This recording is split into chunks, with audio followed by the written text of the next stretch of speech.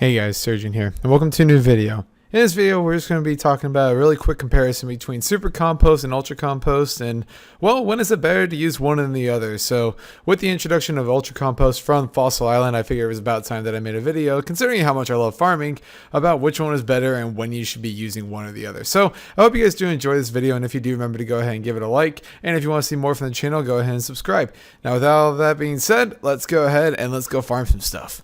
So let's start off talking about how compost works in general. So the way that compost works is that, one, it decreases the chance that you're going to get disease, but what it does is it also guarantees that you're going to get extra yield whenever you go to harvest something. I think I've explained this before, but I'm going to touch on it again since this is basically a comparison video. Super compost, when you use it, if the patch survives, you get a guaranteed amount of 5 herbs.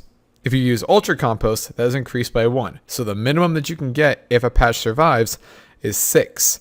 So this already makes it better, quote unquote, from the minimum standpoint, to use Ultra Compost over Super Compost. But the second part of this comes into play, which would be the cost of Ultra Compost. Now, the cost of Ultra Compost is obviously much higher than Super Compost. I have the prices of them both listed on the screen. However, if you're just doing herb runs, then you can easily make your own Ultra Compost by buying volcanic ashes and then using those on a vat of Super Compost already. You use 25 volcanic ash and it turns it into Ultra Compost for you. And that is obviously a lot cheaper than buying the Ultra Compost itself. So I would highly recommend doing it this way to save yourself quite a bit of money. But even if you bought the Ultra Compost itself, you still make money if you are farming the higher level herbs or just the money making herbs such as like toadflax, renars, or snapdragons. You'd make more money doing this by using the Ultra Compost. So from that, just a minimum standpoint, like, it makes sense to use Ultra Compost over Super Compost because, well, one, it decreases the chances that it's going to die more so than Super Compost, and you also increase the minimum yield from your patches. So just comparing from a minimum standpoint, obviously Ultra Compost is worth it. But I wanted to go through and see in the long term, how much more could you expect to get from Ultra Compost versus Super Compost? That's where this part is going to get kind of broken down a little bit. So I started off by doing 15 herb runs with Super Compost. Now, my herb runs, I use snapdragons. I have 7 farming patches because I have all the diaries done. So I went through and I did 15 farm runs, and I ended with a total of 862 snapdragons, basically, which was about 57 herbs per run.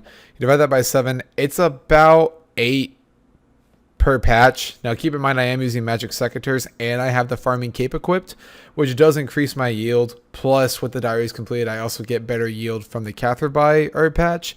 So because of that, I do tend to get more herbs on average than most people when you use Super Compost.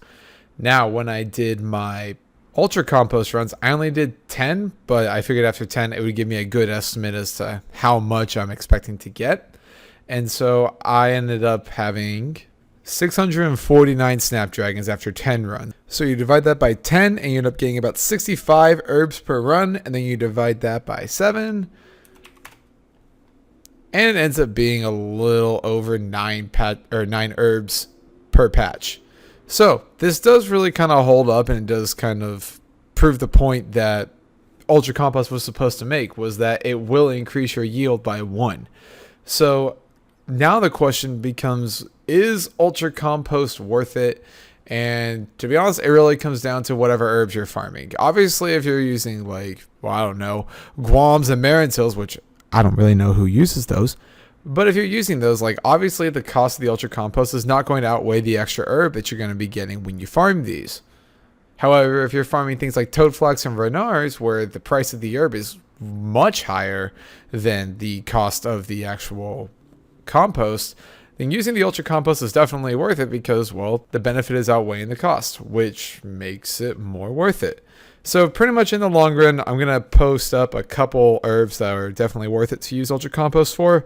And if you're using these herbs, then yes, go ahead and use Ultra Compost. If not, then just use Super Compost, because obviously the benefit that you're getting from those patches is not going to be outweighed by the extra cost of using Ultra Compost. So my final thoughts on this are, Ultra Compost is great if you're doing herbs that are, well, high value. It is great, and I think it's a great thing in general for the game. The only thing that I wish they would do is that there would be a lunar spell to do ultra compost instead of like just making fertile soil basically completely irrelevant. I think they should make a higher level spell just because, well, we have fertile soil, so why not make one that does ultra compost as well? Plus, on a side note, I just absolutely can't stand buckets in general. So I really hope that they make a spell, maybe like 94 magic required or something like that, like a higher level than 83. But it would be really nice to see that happen.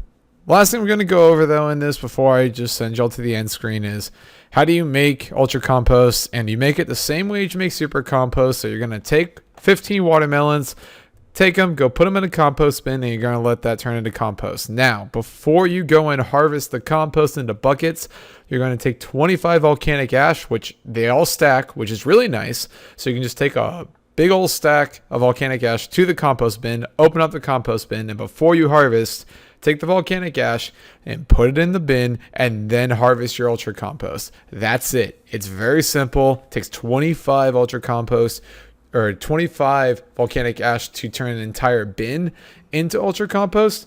Now, if you already have super compost in your bank, buckets of super compost in your bank, then you can take 2 volcanic ash per bucket of super compost and turn it into ultra compost that way. This isn't recommended because obviously to get 15 ultra compost this way, you'd have to use 30 ash versus just turning the entire bin into ultra compost, which only costs you 25 ash. So you're basically saving 5 ash by turning the entire bin into ultra compost instead.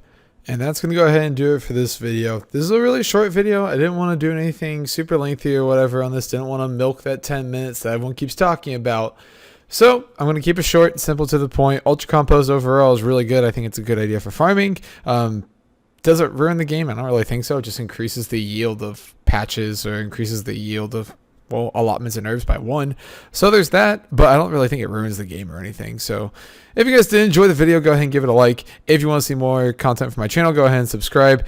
If you want to leave me feedback on the video, then you can go ahead and leave me in the comments section. And finally, all links to my social media will be in the description, so if you want to check out any of that, go ahead and click on those links. And with that being said, y'all have a great night, morning, evening, whatever time of day it is, and I'll see you guys in the next video. See you on Friday.